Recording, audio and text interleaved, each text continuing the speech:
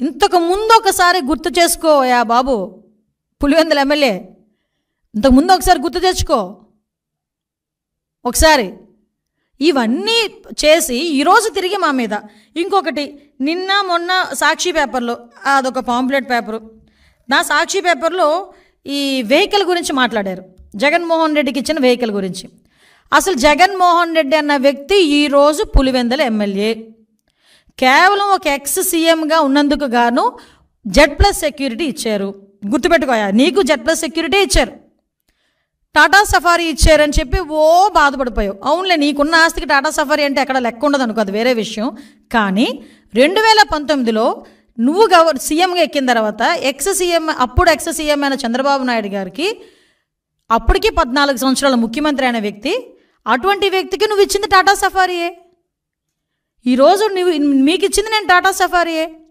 ఆ టాటా ఎలాగోలాగా గవర్నమెంట్ మీద బురద చల్లాలనే ఉద్దేశంతో ఈరోజు ఇది చేసే ప్రయత్నం ఇది. అంటే వెహికల్ కూడా సరిగా ఇవ్వలేదని ప్రజల్లో ఒక క్రియేట్ చేయడానికి నువ్వు చేసిన ఒక డ్రామా ఇది. ఆ రోజు చంద్రబాబు నాయుడు గారికి ఇంకో విషయం చెప్పనా, ఆ రోజు చంద్రబాబు నాయుడు గారికి నువ్వు ఇచ్చింది టాటా సఫారీ, ఈరోజు కూడా ఒక సీఎంగా ఉన్న వ్యక్తి హైదరాబాద్ వెళ్ళినా ఢిల్లీ వెళ్ళినా టాటా సఫారీ ఎక్కుతారు, బుల్లెట్ ప్రూఫ్ కారు. ఒక ఎక్స్ సీఎంగా నీకు ఒక bullet proof car Tata safari ఇచ్చారు. నీకు ఎక్కడ తక్కువ చేశారు? నీకు నచ్చలేదు. ఎందుకు నచ్చలేదు?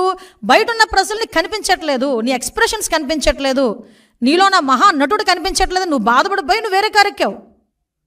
నువ్వు వేరే కారు ఎక్కినా కూడా బీపీ కార్ వెనకాతలు వచ్చింది, నీ వెనకాతలు తిరిగింది. అది ఎక్కడ కూడా ప్రోటోకాల్ కూడా వైలేట్ చేయలేదు, నీకెక్కడ కూడా సెక్యూరిటీ తగ్గించలేదు, నిన్నెక్కడ కూడా ఇబ్బంది పెట్టలేదు, నీ ఇంటి మీదకి ఎవడు దాడికి రాలేదు, నువ్వు ఎక్కడికైనా వెళ్తానంటే పోలీసులతో తాడులు కట్టలేదు. సో ఎక్కడ ఆటవిక పరిపాలన జరిగిందో ఒక్కసారి నువ్వు నేను చర్చించుకోవాలి. ఈరోజు ఈ సిచ్యువేషన్స్ అన్నిటి గురించి కూడా నువ్వు వెళ్తున్నావు. సెక్యూరిటీ విషయంలో గురించి చూద్దాం. అసలు యాక్చువల్గా సెక్యూరిటీ రివ్యూ కమిటీ అని చెప్పి SRC అని ఒకటి ఉంటుంది, అందులోనే IBGID 2 ఉంటాయి.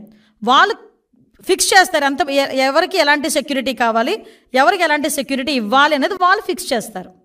సో వాళ్ళు ఫిక్సేషన్ ప్రకారం కూడా నువ్వు వెహికల్ ఎక్కావు, నీకు బీపీ వెహికల్ నీకు పంపించారు, సఫారీ పంపించారు, అది దిగిపోయావు.